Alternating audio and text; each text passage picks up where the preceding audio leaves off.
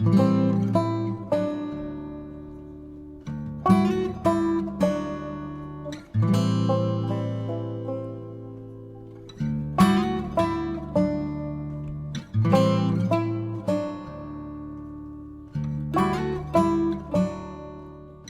nombre es Ernesto Segundo Oces Contreras. Nací el 14 de marzo de 1953. Mi papá se llamaba Ernesto Segundo Oces Uribe.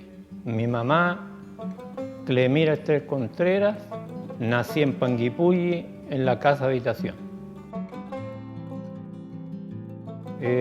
Nos fuimos hacia el interior de un fundo llamado Puñir. Fue donde mi padre se estableció definitivamente, porque él, por el trabajo que tenía, viajaba constantemente a los otros fundos. Pero ya el año 58 él se estableció en ese lugar, en Puñir. Y ahí comienza a hacer su trabajo como constructor de las embarcaciones que transportaban la madera desde el interior de los fundos ubicados al interior de la comuna. Él llegó como en el año 1940, súper joven, 26 años. Y ahí conoció a mi mamá acá ella era de Freire, pero por esas cosas llegó a vivir acá con mi abuela, a Panguipulli. Y él, bueno, se especializó en el tema con su padrastro, que su papá, él no sabía el tema este de las embarcaciones. Y trabajó mucho tiempo con él, y una vez que ya él se encontró capaz de poder ejecutar sola la construcción de las embarcaciones, se independizó. Por ahí unos amigos en Licanray, que fue otro lugar donde él estuvo, le ofrecieron herramientas para poder hacer el trabajo. Y ahí ya llegó al Fundo Puñir, el año 58. Él era como constructor naval, así le llamaban la profesión. Eso es lo que escuchó una vez decirle al capitán de puerto que había aquí en Panguipulli. Le dijo: usted, maestro, le dijo, es un constructor naval sin título.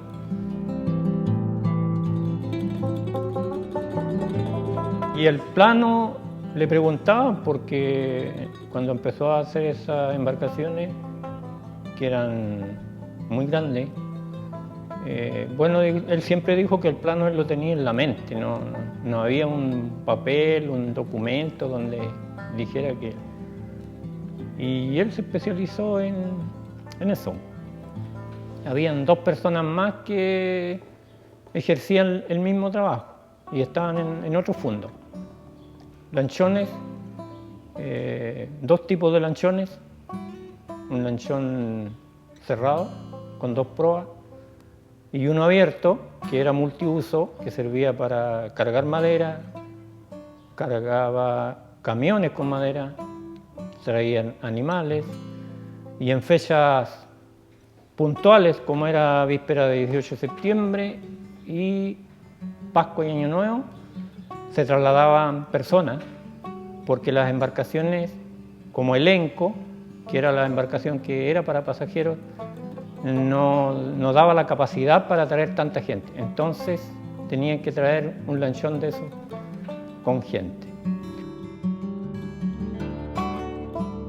Construía y reparaba, porque esos lanchones más o menos a los 2 años ya necesitaban una reparación, porque eran construidos enteramente con madera de pellín verde, y embromaba o demoraba 6 meses en construir una embarcación de esa, porque tenían 24 metros de largo por 6 de ancho aproximado.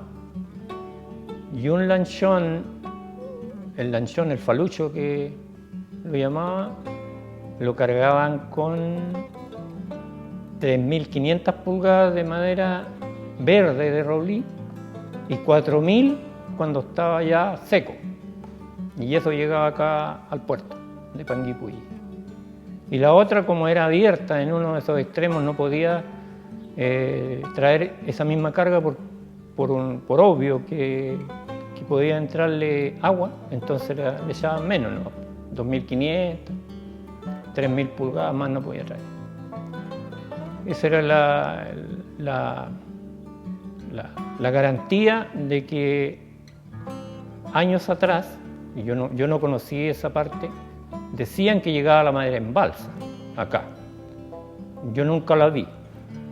Yo vi solamente cuando ya se empezaron a construir los lanchones, y eso, claro, le dio un tremendo impulso a la comuna para que llegara a ser lo que hoy es Panguipulli.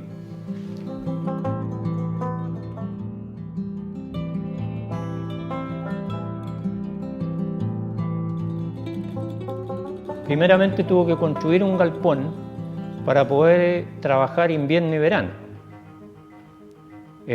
Trabajó siempre con oficiales, 3, 4 oficiales dependiendo del apuro que tuvieran, porque esto el tema en la explotación cuando empezó, o sea, empezó antes, pero ya lo fuerte fue cuando existían las embarcaciones y había la salida de la madera hacia Panguipulli era más rápida que en balsa, porque un barco, todos los fundos tenían su vapor, con los años tuvieron su vapor porque esa era la garantía. Y ahí en el fondo estaba el ministro Bascuñán, ese era el barco que tenía el fondo. Y echaba, o demoraba 3 horas desde Puñir hasta Panguipulli con un lanchón cargado.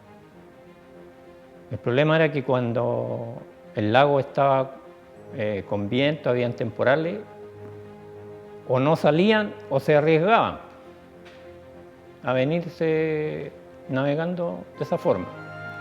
Y de hecho yo recuerdo que en una oportunidad yo venía en el barco y era tan fuerte el norte que había que soltaron el lanchón y lo trajeron a remolque con un cable, porque la oscilación que hacía la lancha al venir cargada, los costados sobre todo, era peligroso por el peso que traía. Entonces ellos encontraron que era más seguro traerla a remolque, a una distancia más o menos prudente y vigilante, porque si la lancha empezaba a tomar agua por las olas, había que cortar el cable y olvidarse de la lancha.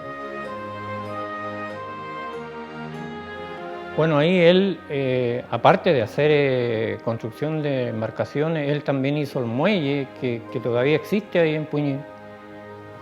Nosotros, y también recuerdo que una vez se echó a perder la caldera del Bascuñán, del barco, y él la sacó. No había lo que hay ahora, grúas potentes que pudieran sacarla. Entonces él se las ingenió, pidió que le pasaran durmientes y empezó, bueno, para empezar el barco tuvieron que cortar la cubierta para poderle darle espacio para poderla sacar. Y ahí yo recuerdo porque yo fui a mirar, yo ya tenía 6 años, 7 años, así que era un acontecimiento ver cómo... Y la fue levantando. O sea, levantaba de un extremo, colocaba un durmiente, después el otro extremo y así, hasta que la llevó hasta arriba al nivel del muelle y la sacó. Y ahí metieron la otra. Y recuerdo también que el Enco lo varó él ahí, como el año 65 más o menos. También fue un acontecimiento grande, porque sacar el Enco ahí era con un bulldozer grande, con puro winche lo sacaron. El Enco antiguamente, ustedes lo ven en las fotos, ahí aparece sin un mástil. El Enco tenía un mástil alto y eso cuando había mucho viento igual lo movía más, porque el mástil lo oscilaba de un costado a otro. Entonces en esa oportunidad mi papá, cuando habló con el capitán del Enco, que era el finado Arsenio Méndez, le dijo, mira, le dijo, yo me comprometo a varar el barco, pero tú le tienes que sacar el mástil. tienes que traerlo sin mástil, porque el elenco en esos años salía desde Chanchán, y los dueños eran Carlos Kenry, del elenco, y el San Carlos. Eran los dos vapores que habían en Chanchán. Y el elenco desde Chanchán a Chohuenco, y después hacía el recorrido los días martes y sábado, pasaba por el sector donde vivíamos nosotros, en Puñir, Toledo Puñir. Y el día lunes y jueves por el otro costado, que es Chumalal y Conquil, que está un poco más kilómetros abajo. Él hizo todo el trabajo de carpintería, reparar, primero que nada, cambió todo el piso de la bodega que tenía el elenco, abajo. Colocó una madera súper gruesa, porque cuando cargaban la leña, que era el combustible con el que se movía, se rompían. Entonces tuvo que cambiar todo el piso. La cabina también reparó la cabina, la primera, la terraza, todo lo que era madera lo cambió. Y todo lo que era el fierro se trajeron maestros especializados. Y yo recuerdo que un día fui, estaban con unos picadores especiales, picando para sacarle todo el óxido que estaba suelto del casco, porque eso fue una obligación de la Capitanía de Puerto para poder reparar el barco, porque llevaba muchos años navegando y era un barco que transportaba mucho pasajero, entonces era riesgoso, y lo obligaron a sacarlo. Así que ahí lo picaban, y en un momento dado, cuando picaban demasiado fuerte, pasaba el picador para adentro, lo que significaba que el casco estaba súper delgado. Y de hecho le colocaron, yo recuerdo, como 4 o 5 parches al barco. Y el capitán después le dijo que no siguieran picando, porque si no iban a tener que hacer el casco nuevo. Así que hasta ahí nomás quedó el barco, y navegó muchos años más, pues imagínense, del 65 hasta el 77, 78 más o menos, que anduvo en el agua. Respondió bien, y aunque la gente tenía miedo, pero bueno. Y lo otro que siempre se comentó, que el barco ese le tenían anunciado, y cosa que nunca ocurrió, que un día martes 13 se iba a hundir. No sé si alguien les había comentado. Ya, esa fue una historia que se llevó por mucho tiempo.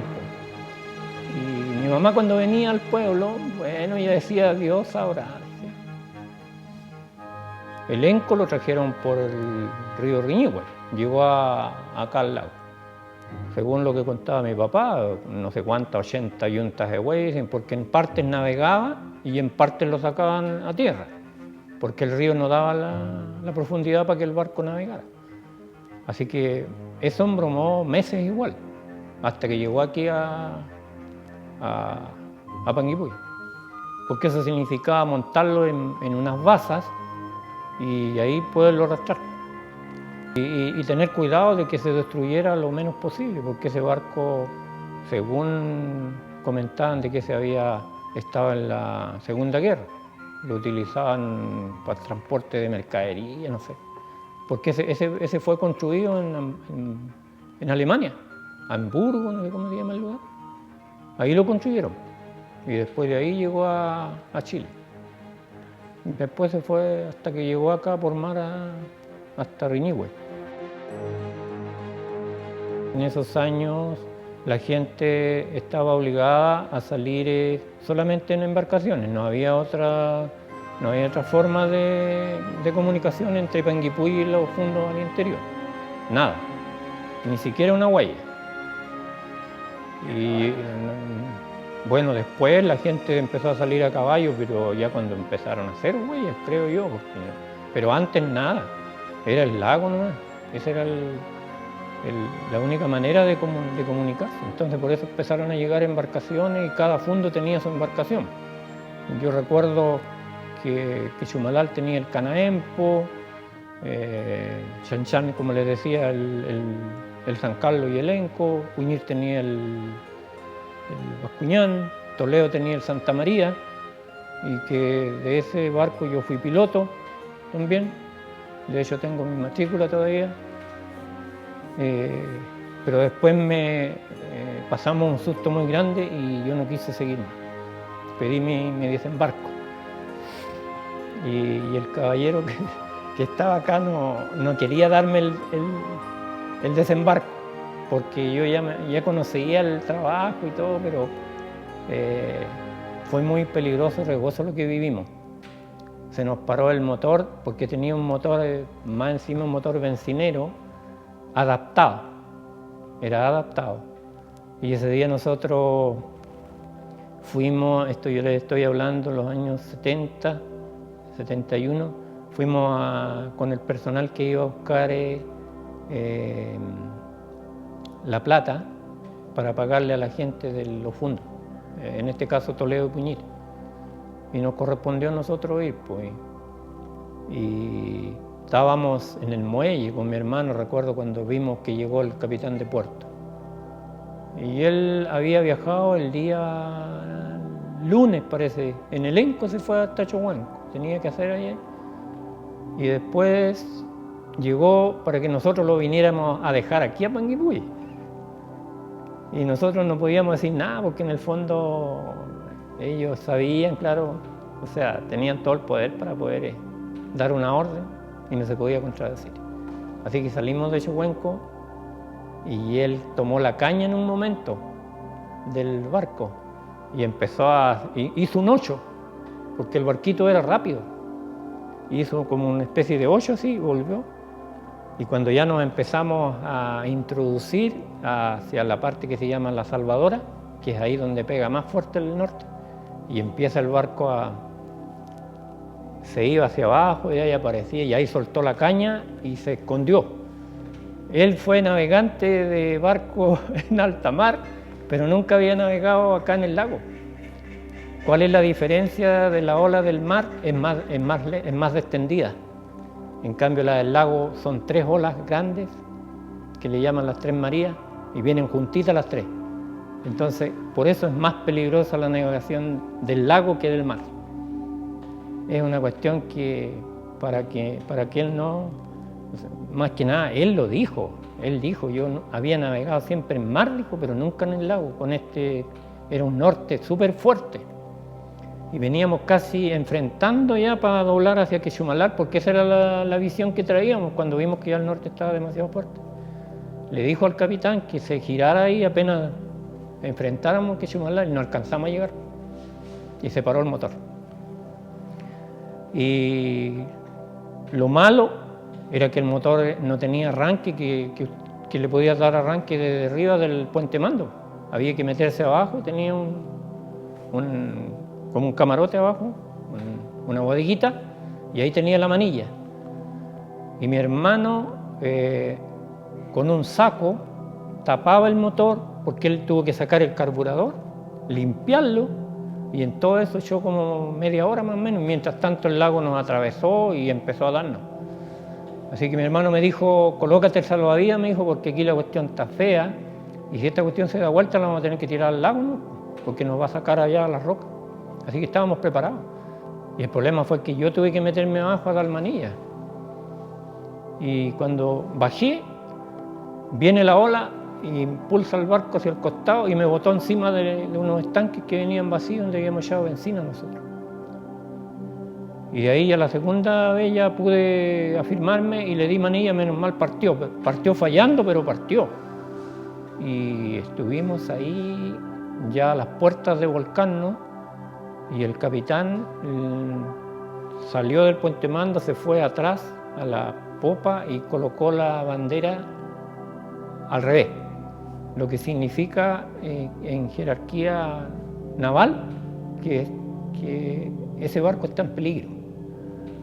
Y desde Puñir nos vieron del Bascuñán y se fueron a socorrernos.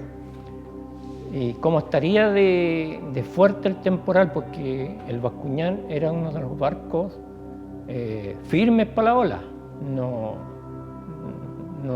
daba miedo navegar, porque su casco era casi plano abajo, a diferencia de otros que son redondos, lo que le da muy poca estabilidad. y el Bascuñán era casi plano. Y se tuvieron que tirar viniendo hacia Panguipulli, y después cuando ya vieron que podían cruzarse, se dieron la vuelta y se fueron casi viento a favor. Y cuando llegaron allá, o sea, iban cerca cuando ya el barco partió. Así que de todas maneras llegamos a Quechumalal juntos, y hasta ahí nomás llegó el viaje del capitán. Ya dijo, yo me quedo aquí, dijo, mañana me voy en elenco, dijo. Mi papá siempre nos decía, el lago hay que tenerle respeto, decía, pero no miedo. Porque si a uno le da miedo, puede pasar cualquier cosa. El bote manténlo ceñido, no de frente. Porque si tú colocas el bote de frente, viene la ola, me dijo, te lo levanta y él te lo puede partir, me dijo. Entonces, si tú lo llevas en diagonal, digamos así, entonces el bote va a hacer esto nomás. Nada más que eso, como una caja y fósforo. Sé que el camino se terminó el año 77, el camino hacia Chohuenco. 77, lo que significa que creo que fueron 3 años de construcción. Estamos hablando que el año 73, 74 debe de haber comenzado la construcción, la cual se hizo con Vialidad y Endesa, que colocó todo lo que era la maquinaria para los explosivos. Ellos sabían manejar el tema de explosivos, y el resto era pura gente del empleo mínimo. Y de hecho yo trabajé igual en un empleo mínimo, trabajé en cuadrillas. Cuando se empezó a construir el camino, ya estábamos nosotros, a ver, el camino iba por ahí por Rucatregua, más o menos cuando yo comencé a trabajar en el camino. Y fue pura pala y picota, ahí no había mucho que hacer, no había. El tractor, el bulldozer grande que tenían, cuando venía la explosión, caía el cerro, el tractor botaba la roca hacia el risco, al lago, y esa era la pega del tractor. Y abriendo faja donde había tierra, abría la faja y después había que pulir todo eso con pala. Después venían los camiones planos, plano y tolva, botando el material. Había lugares donde costó mucho afirmarlos porque había muchas vertientes, y de hecho cuando este camino lo asfaltaron igual tuvieron el mismo problema. Tuvieron que colocar carpetas abajo para que el agua no aflorara arriba, y de hecho todavía cuando uno va hacia el interior, bajando hacia la playa del Petróleo que le dicen, no sé si ustedes se han fijado, ahí aparece humedad, sobre todo en el invierno, aparecen las vertientes arriba, en la carpeta de asfalto.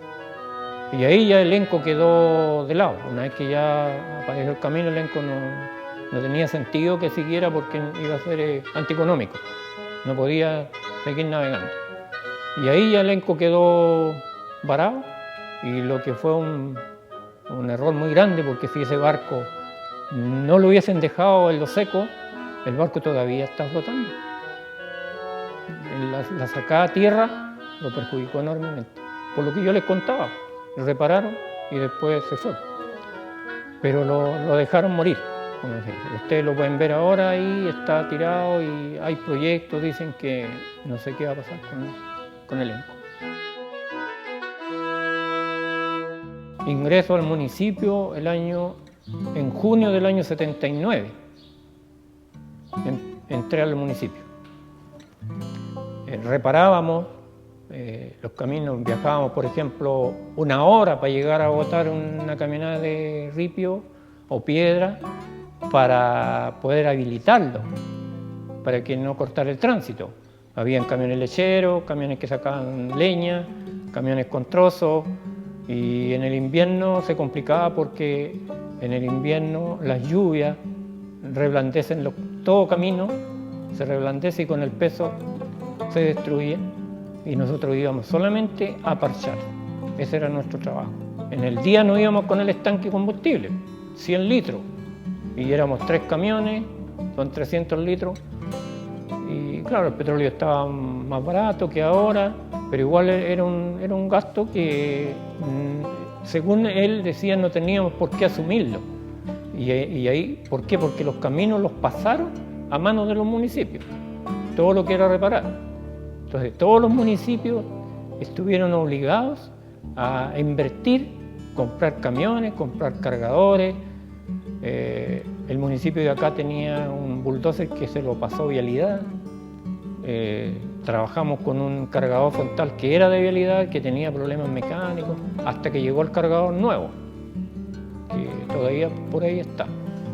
Y de esa forma ya empezamos a dar mejor, había más avance en el tema de poder reparar.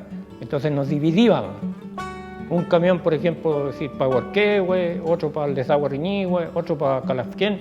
Nos dividíamos los sectores y de acuerdo a eso íbamos avanzando y le dábamos prioridad a las partes más malas, donde prácticamente ya no se podía pasar.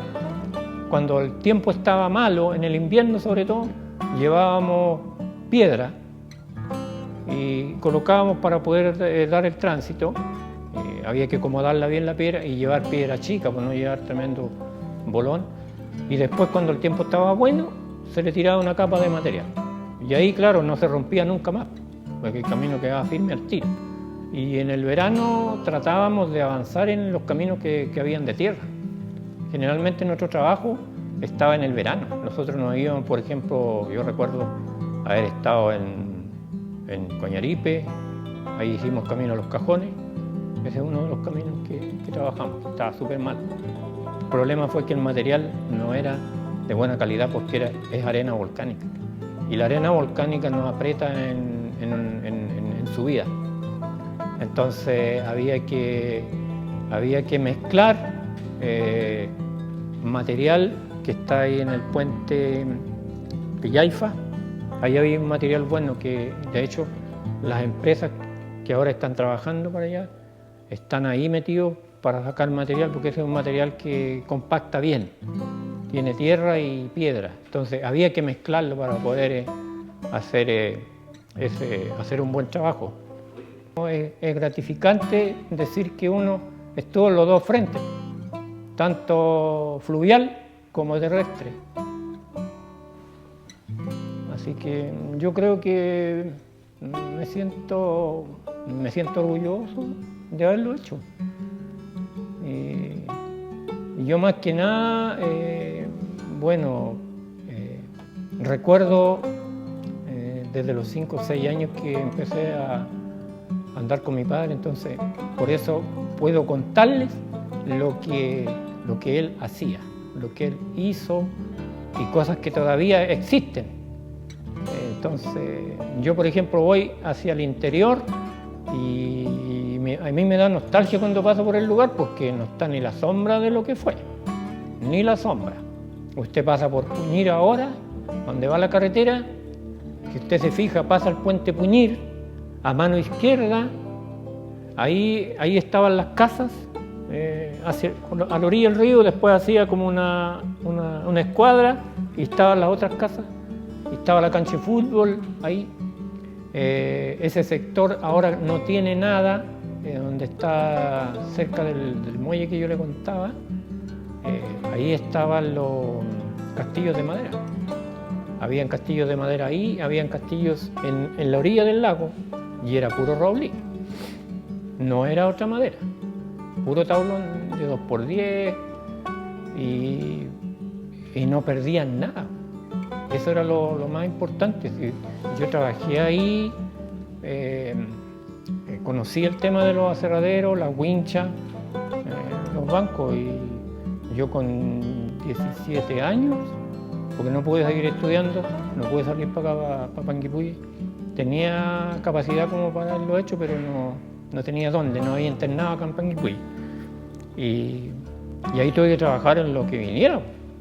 Primero con mi padre, ayudándole un poco, pero la pega de mi papá no nos gustaba, porque era una pega muy pesada, la madera súper pesada, muy cabro, y bueno, no fue diferente en el aserradero. con 17 años, echar un cuartón que medía como 1 metro de alto por 10 de ancho, había que tener habilidades, porque en el fondo era eso, era pura habilidad, no era tanta fuerza.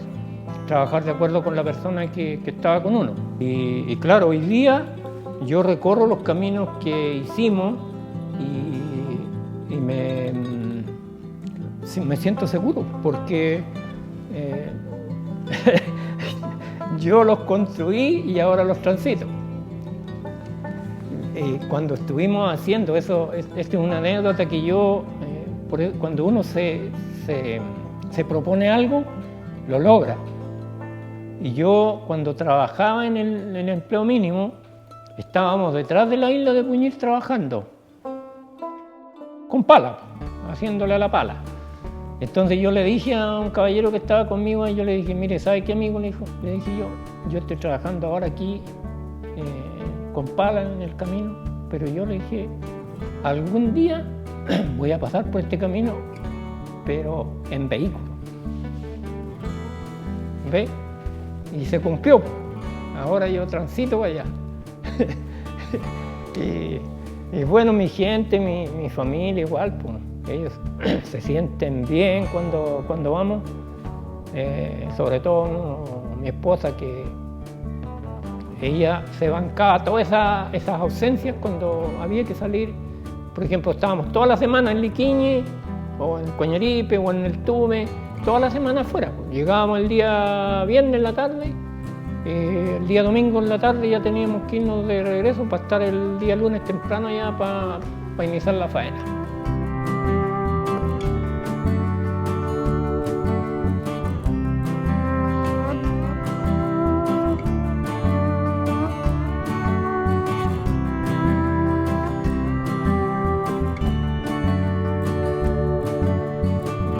Quiero agradecer a todos y a cada una de la gente que trabajó conmigo y a aquellos que me apoyaron, que está toda mi familia. Y bueno, colegas de trabajo, yo de hecho colegas que ya no están, colegas que ya partieron, otros que están, de repente me encuentro con él por ahí, echamos la talla. Y fueron personas que a mí me apoyaron harto cuando yo recién me inicié en el tema de la conducción. Yo no tenía mucha experiencia, entonces ellos me fueron ayudando y tratando de guiarme por el camino correcto. Y ahí uno ya después es dueño de hacer lo que le convenga. Entonces por eso es gratificante y claro, volver a agradecer a cada uno, personas que me apoyaron. En este caso, yo sé que una de las personas que todavía queda, que ese era nuestro jefe personal, don Guido Aldía, era muy estricto, pero también cuando él veía que había interés, igual respondía. Así que pues, tengo que darle gracias a todos y cada una de las personas. Mi esposa, mi hijo, nietos que no conocieron, ahora yo creo que van a ver lo que yo hice y cosas que yo a lo mejor no les he contado a ellos, por no preocuparlos. Pero casi todo lo que yo viví, por ejemplo, fueron cosas que yo tenía que contarlas, nunca me las guardaba. Porque en el fondo uno no quiere hacer las cosas porque sí, no, simplemente son cosas que se dan y que hay que enfrentarlas. Ese es el tema. Hay que ser hombrecito y decir, ya, esto pasó, esto no pasó. Y agradecido de la vida también, porque hasta aquí estamos bien, gracias a Dios. Y gracias a ustedes por la entrevista.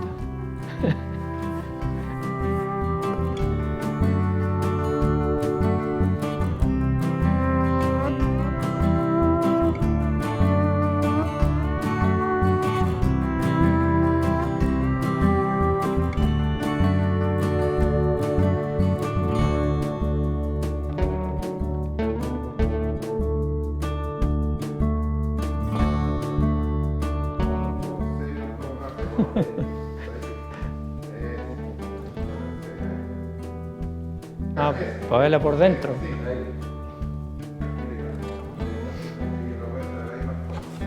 Ahí está. Ahí sí, perfecto, eso, mira acá,